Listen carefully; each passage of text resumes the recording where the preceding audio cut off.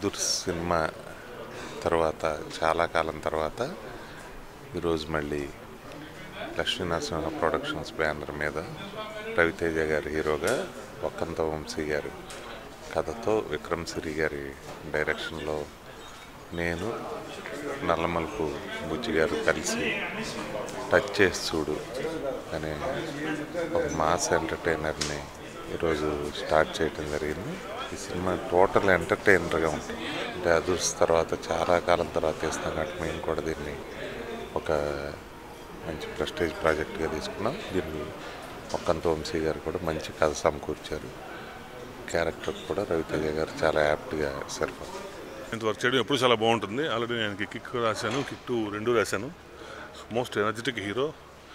ఆ కథ రాసేటప్పుడే ఆయన గుర్తు చేసుకుంటుంటే ఆ సీన్లు డిజైనింగే వేరేగా ఉంటుంది. చాలా హ్యాపీ ఇంత వర్క్ చేయటం. ప్రొడక్షన్ హౌస్ ఇది ఇట్స్ ఆల్మోస్ట్ లైక్ నా సొంత మనుషుల ప్రొడక్షన్ హౌస్ లాగే అనమాట ఇది. ఎందుకంటే బుజ్జన్న నేను లాస్ట్ టైం రేసుగురం పనిచేశాను బుజ్జి గారితో. సో మళ్ళీ చేయటం ఐఎమ్ వెరీ హ్యాపీ. సొంత బ్రదర్తో చేసినట్టే ఫీల్ అవుతుంటాను నేను. తను కూడా నాకు చాలా రోజుల నుంచి చాలా ఏళ్ళ నుంచి తెలుసు.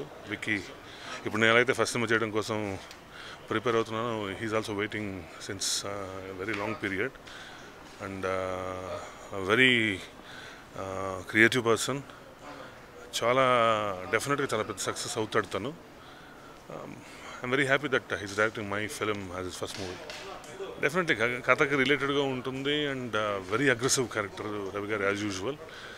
అండ్ దానికి apt title it's massy. Lakshminarasimha production పేరు మీద టచ్ చేసి చూడు ఈరోజే ప్రొడక్షన్ అండి స్టార్ట్ అయింది. రవితేజ గారితో చాలా సినిమాలు చేశాను. ఈ సినిమాలో కూడా వారి కాంబినేషనే.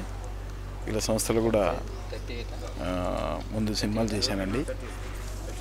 మంచి సంస్థ. రవి గారి సినిమాలు తెలుసు మీకు ఎలా ఉంటాయో.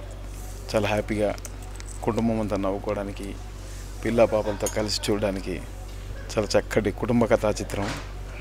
సో అట్లాంటి సినిమాలు చేయడం నాకు కూడా ఈ అవకాశం ఇచ్చిన దర్శక నిర్మాతలందరికీ కృతజ్ఞతలు.